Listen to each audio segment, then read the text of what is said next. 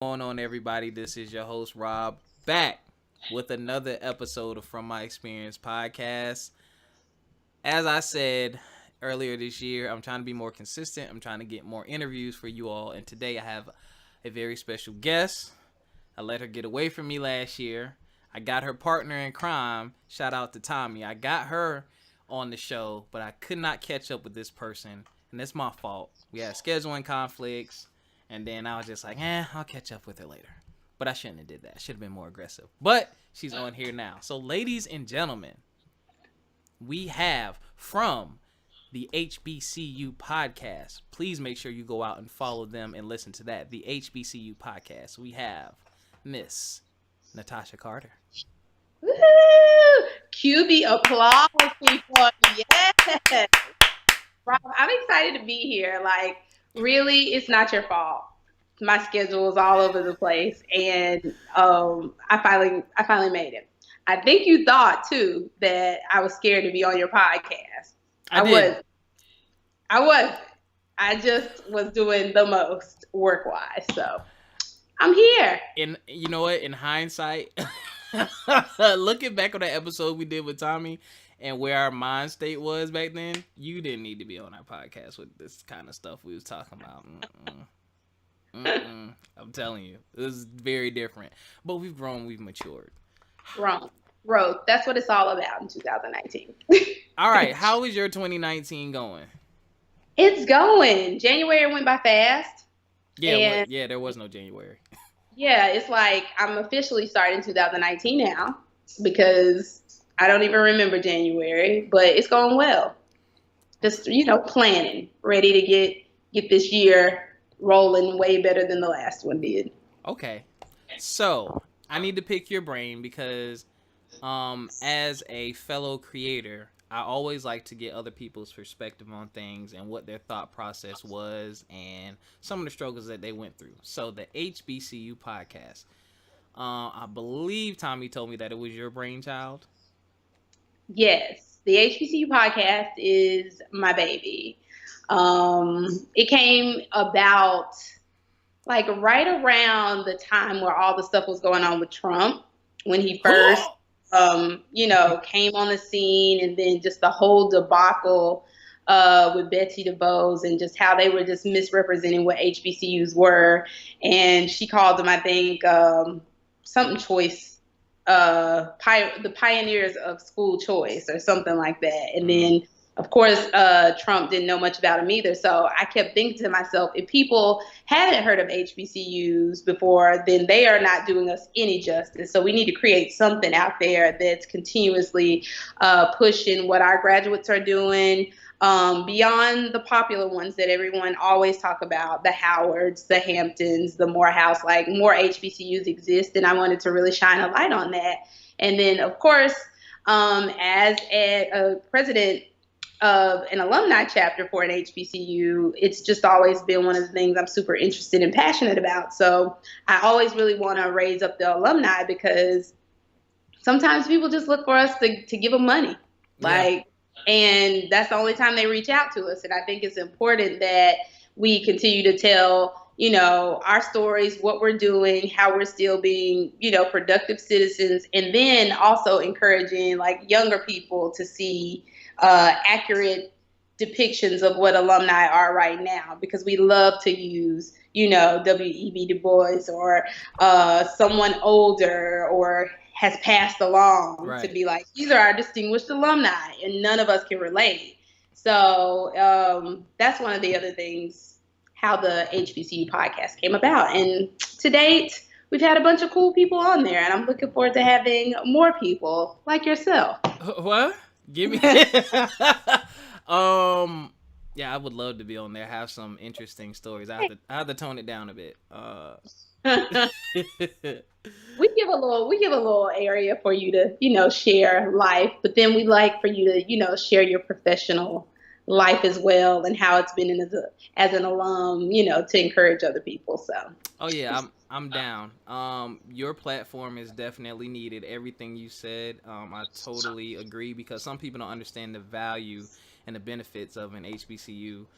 It's good to be in a place centered and focused around your people, quote unquote, and just growing and learning together. Because I mean, Claflin, like that's family. Like anybody Claflin anything, if I can send $1 your way when you open your business, when I see your homecoming, like it's all love. It's like one big family. I don't think I could have got that anywhere else. No, definitely not. Yeah, I love it. So okay, in starting this podcast, what were some of your struggles?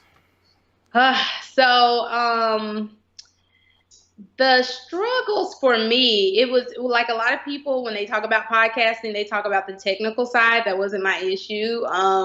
At Claflin, I was a mass communications major, so I did broadcast journalism and hosted a radio show, hosted the TV show, and I had a lot of experience with editing and have done some internships in TV and all that kind of stuff. So that wasn't my drawback. It was really me and my expectations. Yep. So I was like, I'm going to ask this person. They're going to say yes. This is going to be lit. And so a lot of people that I asked or reached out to be on the show, they did not come through, or they initially said yes and then they backed out. So for me, that was one of the harder things, just kind of locking down people. Of course, I got a lot of people who were interested in being on the show as well, but you had to vet people, because I started to see a lot of people just wanted to be on there to push whatever they had going on. Yeah. And that's part of it too, because we definitely want to uplift what you're doing, but we also want you to have a real vested interest in HBCUs when you come on. You know what I mean? So that was the hardest part for me, just kind of getting people I'm not going to name some of the people who I've reached out to, because I will be reaching out to them again. A lot of the people were kind of from celebrities, and some reached back out, some said yes, some I was able to interview, and then some I wasn't. But that was the hardest thing for me. And then on top of that, being consistent.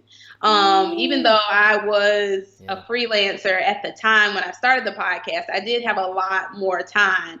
And I actually should have, at one point I was stacking episodes like you mentioned in our prior conversation. And then it just started to roll into this snowball to where it was okay, we're down to some of the last ones people have canceled, trying to figure out what your content is going to look like from week to week to stay consistent. So that's been the hardest part for me, just nailing down people who I really want to interview and setting my expectations and staying consistent. Because right now, the podcast has been on a hiatus since September. We had a live show. The live show isn't even up. So, what? Yeah. So, okay. Struggle. But in 2019, I guess some of the new ones, because those were my 2018 struggles. 2019 is, now that I'm busier, I need to delegate. And that's something I really need to learn how to do. So I say delegate, but it's going to be more outsourcing, because if I want to edit it, someone else is going to have to edit it if I don't have time. Yep. I did all of the artwork for all of the episodes, all the social media, all that kind of stuff. And so that's something that I'm really working on right now, at least finding some interns or, people so that we can continue to push the podcast forward, because we do eventually want to have a scholarship. Oh, wow. HBCU graduates. So that's what I wanted to do with the advertising, but all of that, it will happen in 2019. We're just rolling. You I wish y'all could see. I wish y'all could see what I see. I know that you'll do it. I know that you can do it, and I'm just over here okay, I'm going through some of those same struggles. The first hurdle I've gotten over is the consistency. I've been doing my podcast. Oh, you're consistent. No, I wasn't before though. I've been doing this since 2015 or 16. Okay. Yeah, but it was a different show name, and then we changed, and then 2017 was kind of bumpy, but then 2018 we got on point because I started doing some actual research, because I'm kind of like you, I've learned about myself. I love to research something and get a way of how I want to do it before I execute. But sometimes I get so buried in the research, I find something new and be like, wait, I'm going to pause everything. Maybe I can do this. And I've just learned about myself. I need to just go. Like, all right, just start it. You can adjust later. So now that I've done that, I'm lost my train of thought. I don't know what I was saying. Consistency. I had to get consistent. That has definitely helped because now that I'm consistent, I've seen my viewers grow. The type of people that are following me on Instagram has changed too. I had someone, I really hope she hits me back. I'll tell you off this interview who you will. I believe it. Yes, please. Yes, because they gave me their email address and said, "Oh, I'll be on your podcast. Send it." I was like, "Oh, yeah, here you go." Like I have no job. I'm like, "Here you go." I was at work doing it. Shout out to my boss. But yes, consistency, that was a big key. And then I want to do some of those things like you're talking about. Like I want to get more guests on, and I want to expand. I want to do a live show. That's one of my goals for this year is a live show. That's going to be kind of tough, but I'll figure it out. I'll figure out something I can do. I definitely want to do a live show. How was that? How did you organize that? Give me the secrets. Yeah, so here, just like right now, fresh off the press, everybody's getting this. I do not know how the live show sounds. Like I have it right here on this this computer on this drive. Haven't listened to it at all. Like if I could tell you guys about the end of my 2018 rolling into 2019, you would not believe it. So it's just been so crazy. I haven't even been able to do like half of the stuff that I've been trying to do. But so I don't know what it sounds like. I hope it sounds great. But it went well. So initially when we were coming up on a 1-year anniversary, we were like, let's do a live show. We got to do a live show. It's just, it has to happen. And one of my friends, GB, he went to South Carolina State. He lives in Charlotte, and he's done a bunch of kind of brunch events based around trivia. And they've been like 90s trivia, movie trivia, all kinds of different stuff like that. And so we went to one. It was a really good vibe. I loved it. I loved the venue, everything. Tommy loved it. She loved the venue. And so we said, hey, would you, mind doing the same thing for us, but, with a HBCU theme? And he was like, that would be dope. And I said, we could also, do a live show. And so that's how that came about. And so I reached out to one of our Claflinites and your frat brothers, Barry. Yo. And of course he said yes. And then Travis, who is the founder of HBCU Pride Nation, and he said yes as well. And so they both, are in the Charlotte area, and it went well. Like it was good energy. We had a good turnout, just everybody. It just all came together very well. However, I still don't know what it sounds like. So I'm going to listen to that. Like that's what I'm going to do this weekend. Probably edit it and get it up because that's just terrible. But again, 2018 rolling into 2019, it was rocky. So I will take that, and I'm gonna let y'all know, listening, if you're out there and you're aspiring to start a podcast or business or venture out on something. 1, have a plan, and 2, know that it's okay. Like it's not gonna go 100% the way that you plan. You're gonna come into bumps in the road. You're gonna get sick. You're gonna get tired. Things will change. You're gonna miss some cues. It happens, but get back on track. Like get back on track. Like one thing that I've noticed is that the more consistent that I've stayed, like if I miss a week or 2 of a show, when I come back, my people are still there. Like at a time, I would have like 20, 30 listeners. But if I went away for a while, I would get like 1 or 2.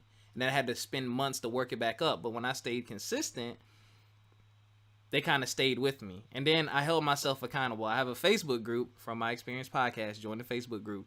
And I post in the group. And if I'm not going to post an episode, I'll go on Instagram or I'll go in the group and be like, hey guys, sorry, new episode is coming on this day versus this day. Like I had a really bad headache the other night. So I couldn't record. I was a week behind. Because I didn't feel well, didn't have any shows stacked. So everybody's like, oh, you good, get some rest, blah, blah, blah. When I posted the next episode, I got that love. So yeah, that live event stuff, thank you for those tidbits. I need to work on that. And it's really good that you were able to network and get people to help you out like that. Yeah, I mean, the HBCU community, of course, as you know, is like a really awesome community. Like everybody wants to chip in. I haven't run into anybody who has like flat out told me no. I've had a little people, you know, kind of like dodging a little bit, but it wasn't a no yet. And until you tell me no, I don't take it as no. Like I'm still on you. So the HBCU community has been very helpful. And then just like you said, consistency and just all of the things that go into doing a podcast, just jump out there, just do it. Like before we even started the HBCU podcast, I talked to Tommy about it, and he's our co-host.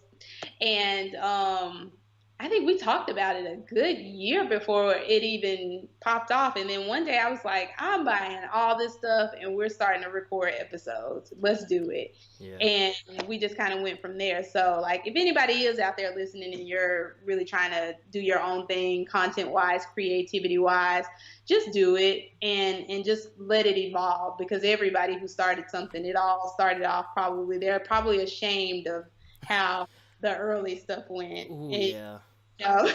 So yeah, if y'all want an example of that, go to our SoundCloud page or iTunes or whatever and go back and listen to the first episode. Whew! Mike was trash. It was trash. But I was like, if I don't put it out, it's never going to come to the light. And thank you again for another tidbit. I need to delegate. I'm an old man, guys, when it comes to social media. I know how to use it, but I don't. I post on Instagram 3 or 4 times a week, and I'm old, so I'll like do an inspirational video in the morning when I'm headed to work, and y'all might see me late that night or the next day. So I need a social media person to keep us, you know, keep our presence going. It's just not my thing. So that's one of the things for the HBCU podcast. If you're listening and you're interested, we're going to be looking for as well. All the social media stuff, but that's what I do for work now. Again, I used to freelance, so the HBCU podcast was my work, and now I do social media stuff and marketing stuff for the company that pays me. And so I sometimes don't even feel like doing what it is for the HBCU podcast because I've been doing that all day. So I'm definitely going to have to get to a place to delegate because things won't see the light of day if I don't. Okay. Now, we're going to shift gears and get a little more personal. Shifting gears. So, okay. So ladies, if you're listening, fellas, if you're listening, you need to listen even harder. So, we're both kind of, because we're around the same age. I ain't going to put your age out there. Because I want you to slap me. Just turned 35, thank you. I have no problem with putting my age out there. Hey! I'll be 35 in December. December when, Rob? 17th. Okay, my birthday is December 8th. Oh, wow. Didn't know that. I knew. I felt it. Yeah. I knew the yes. Wow. Small world. Okay, cool. So, the work-life balance. What has that been like for you? Because let me tell y'all, I don't know all her decorations and accolades, but I follow her Instagram, and you're always somewhere dressed to a T, looking gorgeous, smiling next to someone who looks like you are a celebrity and they are glad to be next to you and not the other way around. So I'm like, she out here achieving, working. So how do you balance all of your work and success and the things that you love to do with your personal life?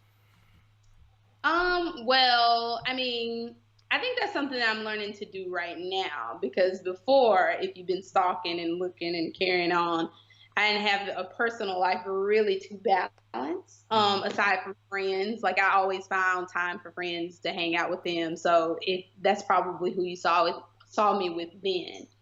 More recently, I have a situationship. What? And, so a long distance situationship. So Same. That is, it's happening. So I don't really know how to balance it all. I'm really figuring that out right now. But before, like I was in a long distance relationship for like 4 years. Wow. And I know. And it sort of kind of worked, but not really. Because then you get to the end of it and it was like, what was all this for? Ooh, wait, hold on. I got to stop you. How long of a distance? He lived in D.C. I lived in Florida. What was the goal? Who was supposed to move? That talk had to come up.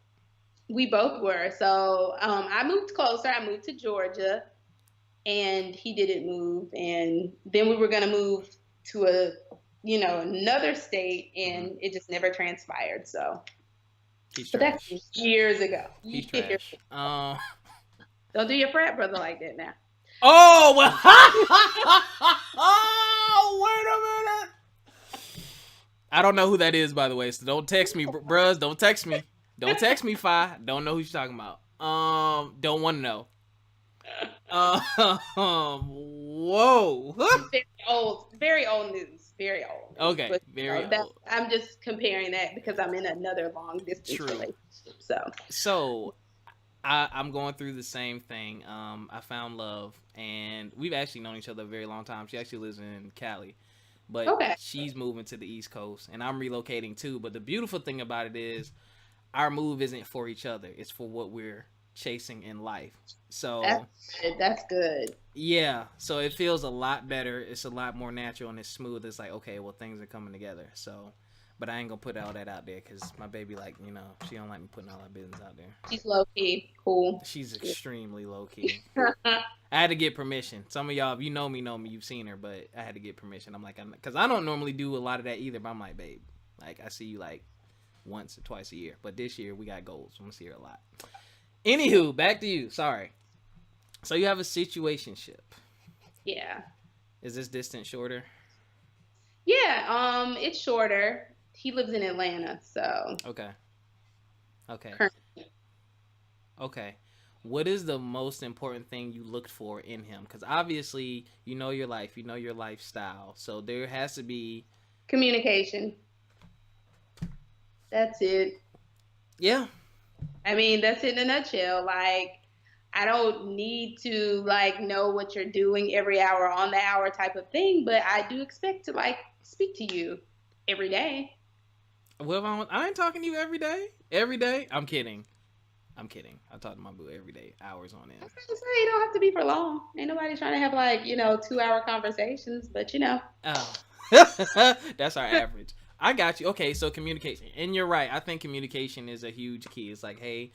And I think respect too, like respect for what you're doing and your grind. I think that's important too, because if people don't respect it, I think arguments and things like that can stem from it. And it's like, well, you're not trying to understand where I'm coming from. So, it's like they kind of try to make you choose between what you want in life versus them. Yeah, I mean, the good thing about this particular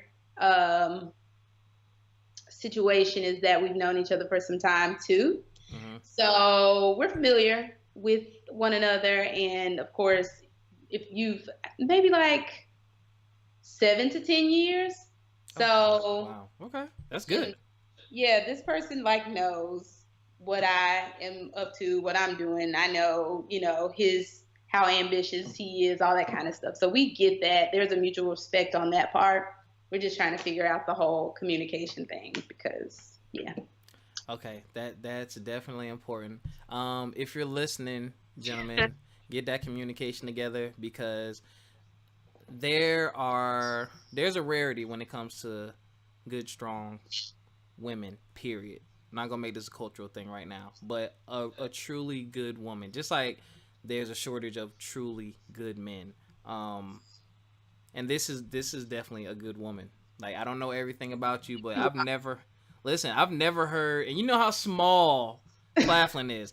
Never heard, and in my life, I've never heard anything negative about you. I've never heard anyone have to say anything bad about you, not even a rumor, not an inkling of anything. And I was there for some extra time too. So,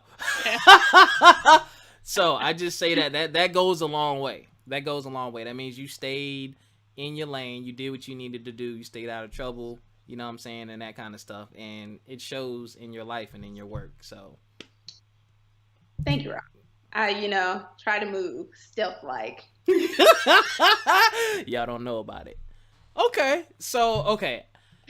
I'm not going to keep you much longer. I just have a couple more questions. Take your time. I'm here. Oh, my gosh.